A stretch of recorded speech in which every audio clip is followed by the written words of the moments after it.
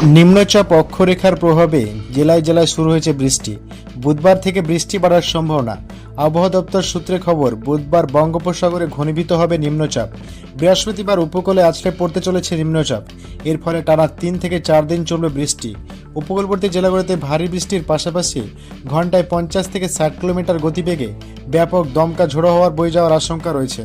এমনকি বেশ কয়েকটি জেলায় ভারী থেকে অতি ভারী বৃষ্টির জেরে বন্যা ও পরিস্থিতি তৈরি হতে পারে। এদিকে নিম্নচাপ আরও শক্তি বাড়িয়ে ঘূর্ণিঝড়ে রূপান্তরিত হতে পারে বলেও আশঙ্কা প্রকাশ করছে আবহাওয়া দপ্তর।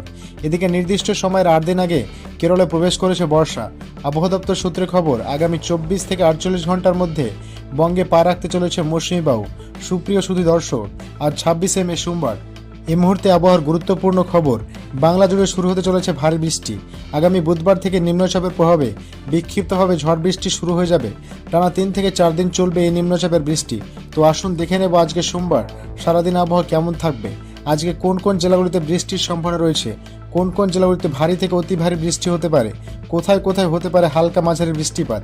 পাশাপাশি জানিয়ে দেব নিম্নচাপের প্রভাবে বাংলায় কোন দিনগুলিতে বৃষ্টি হতে পারে, আর ঘূর্ণিঝড় তৈরি হওয়ার কতটা আশঙ্কা রয়েছে। বিস্তারিত জানতে অবশ্যই ভিডিওটি শেষ পর্যন্ত দেখুন।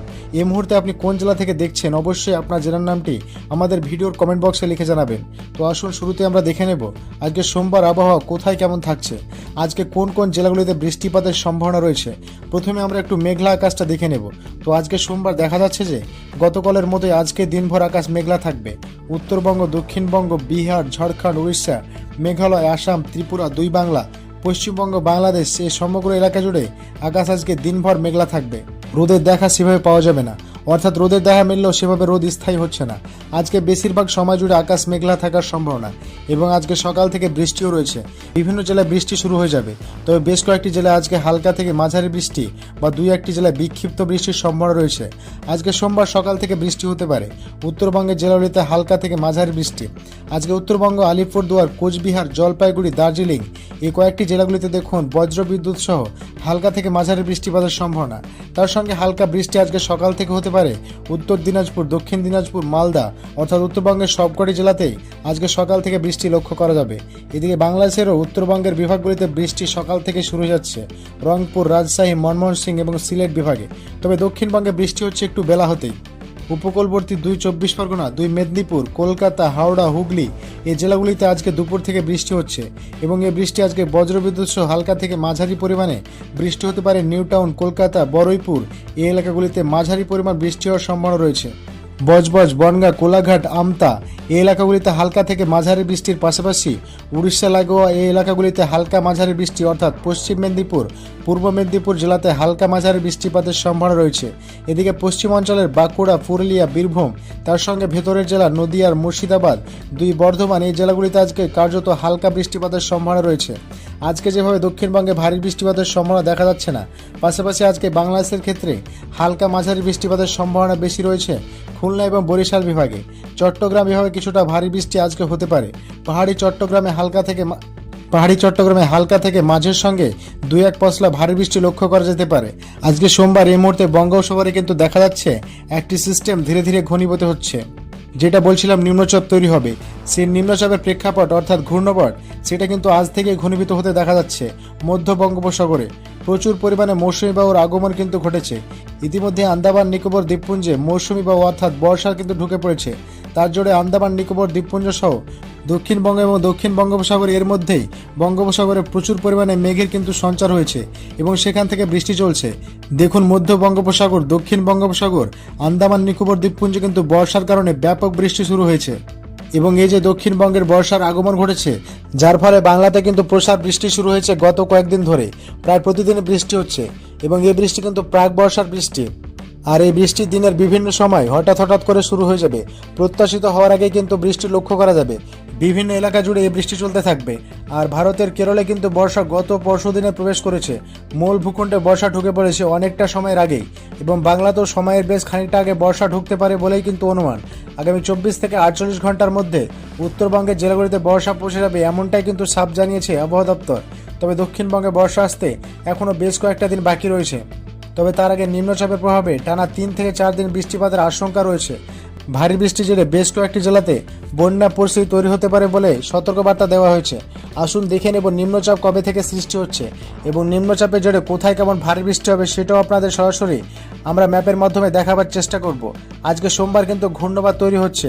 আগামীকাল কিছুটা শক্তি বাড়িয়ে এই ঘূর্ণবাদ আরও খানিকটা শক্তিশালী হবে এবং ধীরে ধীরে নিম্নচাপের দিকে এগোবে। আগামী 28 তারিখ এই সিস্টেমটি নিম্নচাপে পরিণত হবে এবং নিম্নচাপ আরও একটু শক্তি বাড়িয়ে গভীর নিম্নচাপ রূপে উপকূলে হানা দেওয়ার সম্ভাবনা। আগামী 28 তারিখ রাত্রের দিকে এই নিম্নচাপটি সরাসরি পশ্চিমবঙ্গ, বাংলাদেশ এবং উড়িষ্যার উপকূলবর্তী এলাকায় জুড়ে প্রভাব বিস্তার করতে থাকবে এবং এই মুহূর্তে আমরা ECMWF weather model according of weather মডেলের যে ইঙ্গিত অনুসারে আমরা দেখতে পাচ্ছি যে আগামী 28 তারিখ বুধবার রাত্রের দিকে নিম্নচাপটি উপকূলে আঘাত করবে এবং এর ফলে উড়িষ্যা সহ পশ্চিমবঙ্গ এবং বাংলাদেশের এই তিনটি জায়গার উপকূলবর্তী এলাকাগুলিতে কিন্তু ব্যাপক হারে বৃষ্টি এবং ভারী বৃষ্টি এবং দমকা ঝোড়ো হওয়া শুরু হবে। তার মধ্যে সবথেকে বেশি প্রভাব লক্ষ্য করা যাচ্ছে বাংলাদেশের চট্টগ্রাম, বরিশাল বিভাগে, উড়িষ্যা উপকূলবর্তী এলাকা এবং পশ্চিমবঙ্গের উত্তর এবং দক্ষিণ 24 পরগনার উপকূলবর্তী এলাকাগুলিতে সরাসরি এর প্রভাব পড়তে চলেছে, যার ফলে বুধবার থেকে শুরু হবে বৃষ্টি। কলকাতা, হাওড়া, হুগলি, উত্তর 24 পরগনা, উড়িষ্যার বালেশ্বর, বাংলাদেশের খুলনা, বরিশাল, চট্টগ্রাম বিভাগে ঘন্টায় 50 থেকে 60 কিলোমিটার গতিবেগে দমকা ঝোড়ো হওয়া এবং ব্যাপক বৃষ্টি শুরু হচ্ছে বুধবার রাত থেকে। বৃহস্পতিবার সারাদিন বৃষ্টি চলবে, তার মধ্যে বেশি পরিমাণ বৃষ্টি হবে বুধবারের দিন। উত্তর দক্ষিণ 24 পরগনা, 2 মেদিনীপুরে সব থেকে বেশি বৃষ্টি হবে বৃহস্পতিবারের দিন। পশ্চিমাঞ্চলের জেলাগুলিতে বৃষ্টির মাত্রা কম থাকবে ওই দিন। তবে বৃহস্পতিবার পেরিয়ে শুক্রবার থেকে বেশি বৃষ্টি হবে বাংলায়। সব থেকে ভারী বৃষ্টি হবে সেটা শুক্রবারের দিন। শুক্রবারের দিন ভারী বৃষ্টি হবে পশ্চিমাঞ্চলের বীরভূম, বাঁকুড়া, পুরুলিয়া, পশ্চিম বর্ধমানে ভারী থেকে অতি ভারী বৃষ্টি হতে পারে। যেহেতু নিম্নচাপটি কলকাতা হয়ে ধীরে ধীরে উত্তর পশ্চিম দিকে এগোতে থাকবে, এই মুহূর্তে ECMWF ওয়েদার মডেল বলছে নিম্নচাপটির ভূভাগে আছড়ে পড়ার পর সেটা ঝড় বৃষ্টি দিতে দিতে প্রথমে দক্ষিণ 24 পরগনা, তারপর সেটা মেদিনীপুর হয়ে ধীরে ধীরে আরও কিছুটা পশ্চিম বর্ধমান হয়ে বাঁকুড়া, পুরুলিয়া, বীরভূমের দিকে এগোবে। তার ফলে আগামী বুধবারের পর বৃহস্পতিবার বৃষ্টি বাড়বে উপরের জেলাগুলিতে। শুক্রবার থেকে বেশি বৃষ্টি হবে বাঁকুড়া, পুরুলিয়া, বীরভূম, পশ্চিম বর্ধমান এবং কম বেশি সব জেলাতে। তবে বৃহস্পতিবার উপকূলবর্তী জেলাগুলিতে এবং শুক্রবার পশ্চিমাঞ্চল জেলাগুলিতে বৃষ্টি সবথেকে বেশি হবে এবং বৃহস্পতিবার ও শুক্রবার দিন মালদাতে ভারী বৃষ্টি রয়েছে। পাশাপাশি আলিপুরদুয়ার, কোচবিহার, জলপাইগুড়িতে ভারী বৃষ্টি হবে। মুর্শিদাবাদে ভারী বৃষ্টি হবে শুক্রবারের দিন। তবে শুক্রবার দিন উপকূলবর্তী জেলাগুলিতে বৃষ্টির মাত্রা কমবে। যত নিম্নচাপটি উত্তর দিকে যাবে তত উপকূলবর্তীতে অর্থাৎ দক্ষিণের দিকে বৃষ্টি কমবে এবং উত্তরের দিকে বৃষ্টি বাড়বে।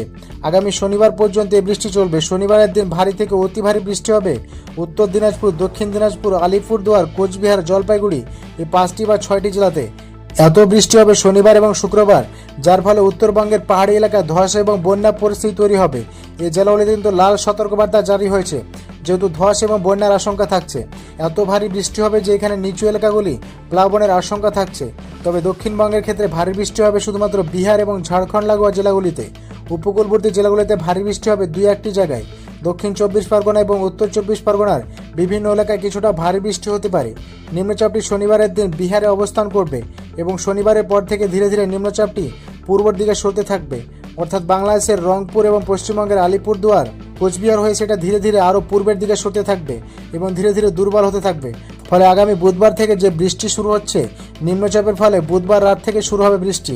বুধবার রাতে বৃষ্টি হবে সারা রাত, বৃহস্পতিবার সারাদিন বৃষ্টি হবে, শুক্রবারও দিনভর বৃষ্টি রয়েছে। বাংলায় শুক্রবার দিন বৃষ্টির মাত্রা সবথেকে বেশি থাকবে। শনিবার দিনও বৃষ্টি রয়েছে, তবে শনিবার দুপুরের পর থেকে ধীরে ধীরে পশ্চিমবঙ্গের আবহাওয়া পরিষ্কার হতে থাকবে। যদিও শনিবার বাংলাদেশে বৃষ্টি চলবে দিনভর, সব বিভাগে বৃষ্টি কিন্তু লক্ষ্য করা যাবে শনিবার। রবিবার গিয়ে আবহাওয়া কিন্তু পরিষ্কার হবে এমনই দেখা যাচ্ছে, অর্থাৎ রবিবার পর্যন্ত বৃষ্টি চলতে থাকবে, কন্টিনিউ বৃষ্টি হবে। তো প্রিয় দর্শক, বুঝতে পারছেন এখন বৃষ্টির হাত থেকে কোনো রেহাই নেই। আজকে গত কয়েকদিন ধরে বৃষ্টি চলছে, তবে বুধবার রাত থেকে বৃষ্টির মাত্রা বাড়বে।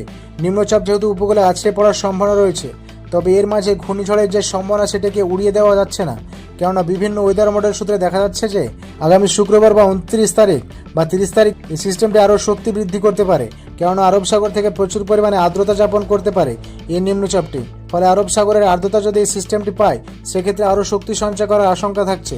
ফলে হঠাৎই সিস্টেমটি আরও শক্তি বাড়িয়ে প্রবল ঘূর্ণিঝড়ের রূপ নিতে পারে বলেও আশঙ্কা রয়েছে। যদিও ঘূর্ণিঝড় নিয়ে এখনও ওয়েদার মডেলগুলিতে তেমন কিছু ইঙ্গিত পাওয়া যাচ্ছে না, তবে ঘূর্ণিঝড় নিয়ে যদি পরবর্তীতে কোনো ইন্ডিকেশন বা কোনো ফোরকাস্ট পাই তাহলে অবশ্যই আপনাদের জানিয়ে দেবো। তার জন্য আমাদের চ্যানেলটিকে সাবস্ক্রাইব করে রাখবেন। তো প্রিয় দর্শক, আজকের মতো এটুকুই, আবারও দেখা হবে পরের কোনো আপডেটে। ততক্ষণ সবাই ভালো থাকবেন, সুস্থ থাকবেন, এটাই কামনা করি। ধন্যবাদ সবাইকে।